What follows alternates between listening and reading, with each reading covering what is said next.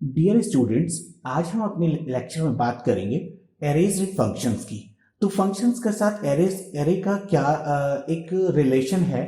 Relation क्या है? बात यह है कि फंक्शन के साथ जैसे हमने पॉइंटर को पास करना सीखा, पॉइंटर को रिटर्न करना सीखा, ऐसी पॉइंटर के बजाय अब हम बात करेंगे एरे की। एरे को पास किया जा सकता है एरे के साथ एज एन आर्ग्यूमेंट, और एरे को रिटर्न भी किया जा सकता है, और एरे को पास और रिटर्न दोनों। तो हमारे आज के टॉपिक्स होंगे passing the arrays to a function and returning an array from the function and passing and returning both from the function.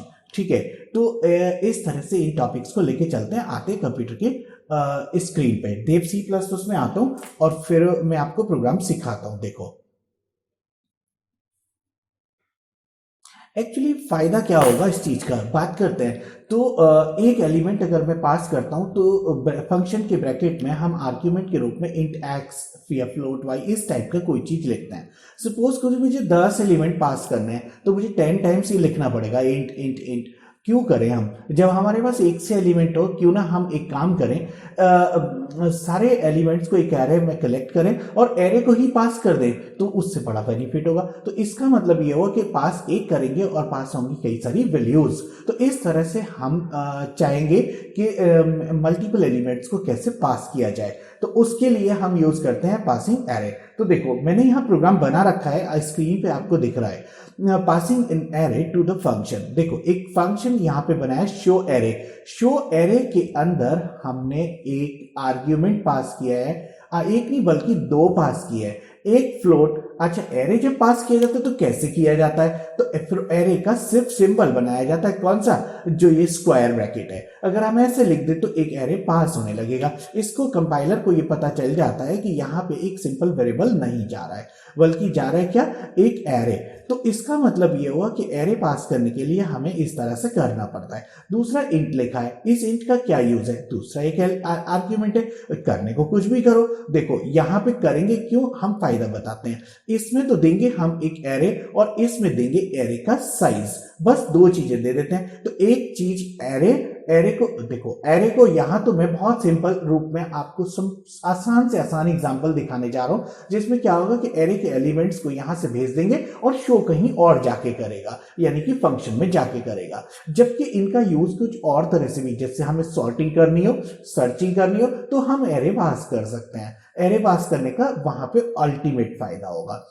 Array यहां पे सीखते हैं इसलिए सिंपल वाला एग्जांपल लेते हैं। देखो एक काम करते हैं, M5 यहां पे 5 का एरे है और 5 एलिमेंट्स के लिए हमने n का साइज यानी कि नंबर ऑफ एलिमेंट्स 5 रख दिया। लूप चलाने के बाद यूजर से इनपुट कराए 5 सब्जेक्ट्स के मार्क्स, यानी कि मार्क्स 5 सब्जेक्ट की जब इनपुट कर देगा, मुझे यहां पे शो नहीं करने, सीधा शो एरे के अंदर पास कर देना है। देखो ऐसे M वहां लिखा था इस तरह से एरे को, मतलब स्क्वायर ब्रैकेट बनाए थे, और यहां सिंपल एक वेरिएबल का नाम लिखा जाएगा जो एरे का नाम होगा। यानी कि नाम एरे का जरूर पास हो रहा है, लेकिन ये पूरा एरे पास हो रहा है क्योंकि name of array is a pointer constant, और यहां मतलब एक एड्रेस जाएगा जो लिंक करेगा अगले एलिमेंट को अगले एलिमेंट को अगले एलिमेंट को एंड तक।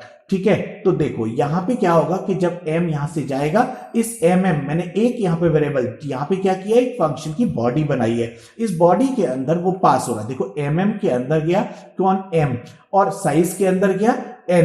तो इसका मतलब साइज और एरे हमने दोनों पास कर दिए। बस करना क्या है, कुछ भी नहीं। यहां पे क्या हुआ, एक लूप बनाया और लूप में वो सारे एलिमेंट्स के रूप में शो करना था m को, और कर दिए क्योंकि एक दूसरे के रेफरेंस को ये लेके काम कर रहे हैं। ठीक है, तो प्रिंट करना आसान है, वो तो आपको पता ही है। ये आउटपुट वाला लूप में वहां लगा था, वहां के बजाय मैंने कहां लगा दिया? शो एरे फंक्शन के अंदर। ठीक है, अब इस प्रोग्राम को चलाते हैं और आउटपुट देखो। मैंने इनपुट में दिए 11, 22, 33, 44, 55। ये 5 एलिमेंट लेने थे उसने, 5 सब्जेक्ट्स के मार्क्स लेने थे, यही 5 उसने शो कर दिए। बस हो गया मेरा काम। तो एरे कैसे पास किया जाता है ये अब आपको अच्छे से समझ में आ गया होगा। बिल्कुल सेम प्रोग्राम, उसके एरे को पास करने के बजाय एरे को रिटर्न करने वाला लेना है। देखो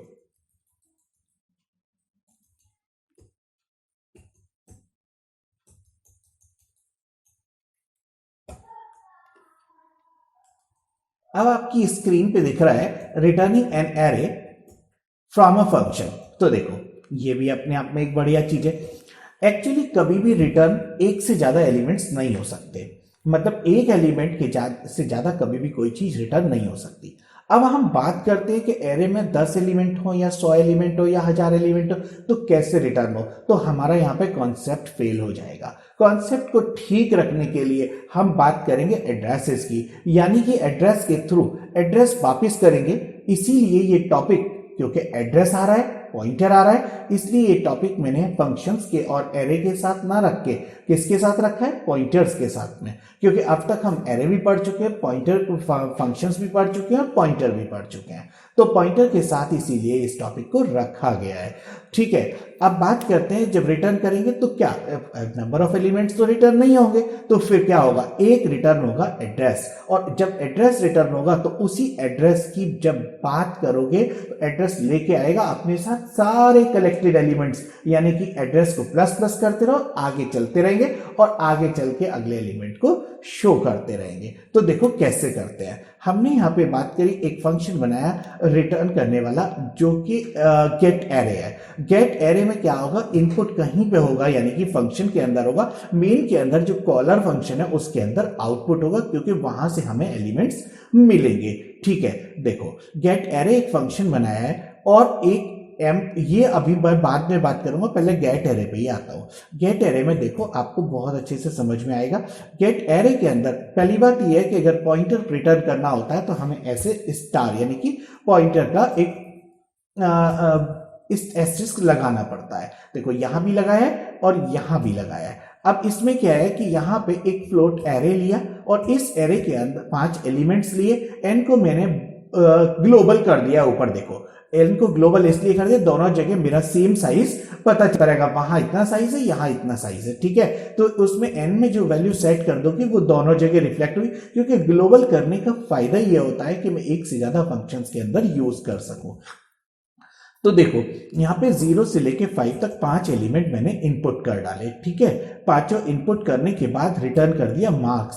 मार्क्स इज व्हाट, मैंने कहा था ना कि the name of array is always a pointer constant. तो क्या होता है, अगर मैं यहां से रिटर्न कर दूं एड्रेस, तो क्या होगा, एड्रेस यहां से जाएगा और एड्रेस वहां किसी पॉइंटर में स्टोर करना पड़ेगा तुम्हें। देखो ये रहा एक पॉइंटर एम में स्टोर किया, तो एम क्या है, M is a pointer of pointer to float.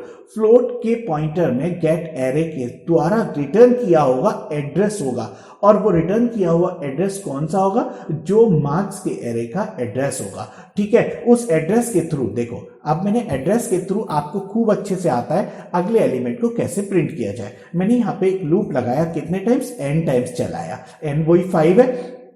तो यहां पे योर मार्क्स इज लिखने के इक्वल टू लिखने के बाद स्टार लगाया, स्टार मतलब वैल्यू एड, और m यहां पे लगाया, m मतलब वो जिसमें एड्रेस रिटर्न हो गया। अभी m पे रखी हुई वैल्यू प्रिंट करेगा, यानी कि एरे की सबसे पहली वैल्यू को प्रिंट करेगा। m प्लस प्लस हो जाएगा, फिर क्या करेगा, अगले एड्रेस पे पहुंच जाएगा और अगले एड्रेस पे रखी हुई वैल्यू दोबारा जब लूप चलेगा तो प्रिंट करेगा, फिर तीसरा, फिर चौथा, ऐसे करके सारे एलिमेंट्स को वो प्रिंट करेगा। देखो अब इसे मैं चलाता हूं,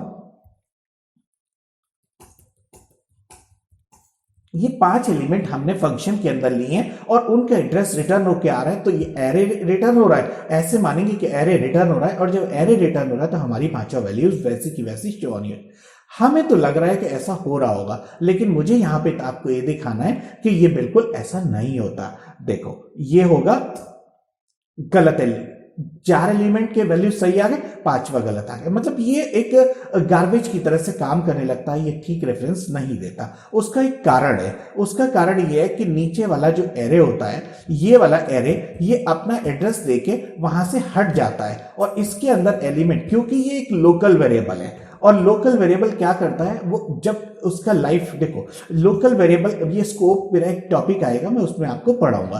तो स्कोप में क्या होता है कि ये जो वेरिएबल यहां डिक्लेयर किए गए हैं वो कहां तक, सिर्फ इसकी ब्रेस तक उनकी लाइफ रहती है और इसकी ब्रेस तक ही उनका स्कोप रहता है। जब वो ऊपर जाते हैं तो ये अपना स्कोप खो चुका होता है, यानी कि इसकी लाइफ खत्म हो गई होती है। तो मार्क्स का जो एड्रेस हमने भेजा था वो आगे जाने के बाद में एरे के एलिमेंट्स फ्री हो जाते हैं, और फ्री होने की वजह से वो वो वहां पे किसी और जगह को या और एलिमेंट्स को दिखाने लगता है। ये तो बाई चांस 4 एलिमेंट सेम आ भी गए, कभी कभी तो बिल्कुल सेम नहीं आते, कुछ भी आ सकता है, मतलब गार्बेज टाइप की चीज आती है। इसके लिए हमारे पास एक चीज होती है, हालांकि मैं इसको अलग से स्टैटिक को पढ़ाऊंगा। एक कीवर्ड है स्टैटिक। अगर मैं यहां लगा दूं स्टैटिक, यहां लगा दूं, हालांकि इसका टॉपिक मैं बाद में कभी लूंगा, लेकिन स्टैटिक लगाने से क्या होगा कि स्टैटिक वो वेरिएबल हो जाता है जो परसिस्ट करता है डिफरेंट फंक्शन कॉल्स में, यानी कि यहां और वहां कहीं भी रहो, ये इसकी लाइफ कभी भी खत्म नहीं होती जब तक ये प्रोग्राम खत्म ना हो।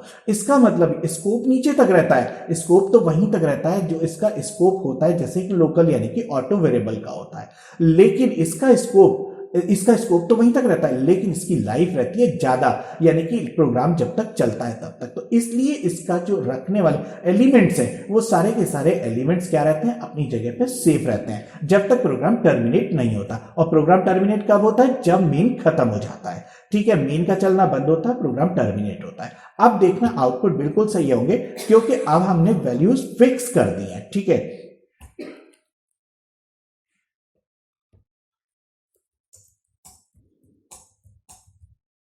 देखो सारे एलिमेंट्स एकदम एक्यूरेट आ रहे हैं। इसका मतलब ये हुआ एरे को कैसे रिटर्न किया जाता है, एक पॉइंटर के थ्रू रिटर्न किया जाता है। सारे एलिमेंट्स कभी एक साथ रिटर्न नहीं होते। अब मैं अगला टॉपिक इसी में लेके चल रहा हूं, क्या arrays can be passed and return in a single function. मैं दोनों चीजें एक ही फंक्शन में डालता हूं। देखो कैसे, इसमें क्या है, मुझे लेके चलना एक शो फंक्शन, और शो फंक्शन के अंदर देखो ये एक रिटर्न करने की बात करें तो यहां स्टार लगाया हुआ है, इसलिए रिटर्न करेगा एक पॉइंटर रिटर्न करेगा, मतलब मैं एरे रिटर्न करूंगा इस पॉइंटर के थ्रू। ठीक है, और एक एरे पास हुआ ये है, और एक साइज, वो तो तुम्हें मैंने बता ही दिया। तीनों चीजें मैंने एक ही जगह डाल दी, यानी कि दो वेरिएबल पास किए, एक तो किया एरे और एक किया साइज, और एक किया रिटर्न एरे। ठीक है, तो एरे को वैसे ही करोगे जो मैंने अब ये भी आपको सिखाया, बस इसमें प्रोग्राम में थोड़ा सा मैं चेंज करने जा रहा हूं। मेरे प्रोग्राम का एम होगा, यानी कि एक ऑब्जेक्टिव होगा कि मेरे एलिमेंट्स आएंगे मेन से और जाएंगे शो में, और शो में जाने के बाद सारे एलिमेंट्स डबल होंगे और उनका एड्रेस रिटर्न होगा, यानी कि एरे रिटर्न होगा फिर मेन में, यानी कि मेन ही इनपुट करेगा और मेन ही आउटपुट करेगा। शो फंक्शन जो होगा वो क्या करेगा, एरे में मॉडिफिकेशंस करेगा, मल्टीप्लाई करेगा बाई 2। तो ठीक है, देखो कैसे करते हैं। मैंने यहां पे जो एरे मुझे यहां पे mm से मिला, ठीक है, उस एरे के अंदर मैंने क्या किया, mm को 2 का मल्टीप्लाई करके, MMI में MM0, MM1, MM2, MM3 सब में 2 का मल्टीप्लाई किए करके और एक नए एरे में स्टोर किया। नया एरे क्या है, यहाँ पे मार्क्स 5, ठीक है, इसमें स्टोर किया और मार्क्स को कर दिया रिटर्न। बस इतना सा काम करना था। ठीक है, ये आया, इसमें पास करके, और ये तो वहां से पास होके आया, और इसमें क्या करना है, ये नया क्रिएट किया और इस वाले एरे में दोनों 2 का मल्टीप्लाई करके और इस वाले एरे में यानी कि मार्क्स में स्टोर किया, मार्क्स को रिटर्न कर दिया। बस इतना सा काम करना था। देखो यहां पे क्या है, यहां पे शो फंक्शन है और एक पीटीआर, ये तो सब आपको समझ में आता है, मैंने अभी पिछले प्रोग्रामों में समझाया।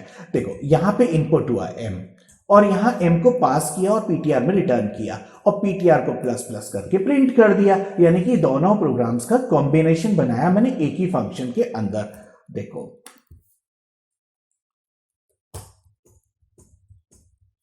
देखो सारे नंबर जो मैंने मार्क्स इनपुट करे थे वो सारे डबल होके प्रिंट हो रहे हैं। ठीक है, it was all about the how to pass and return the array from a function. ठीक है ना, तो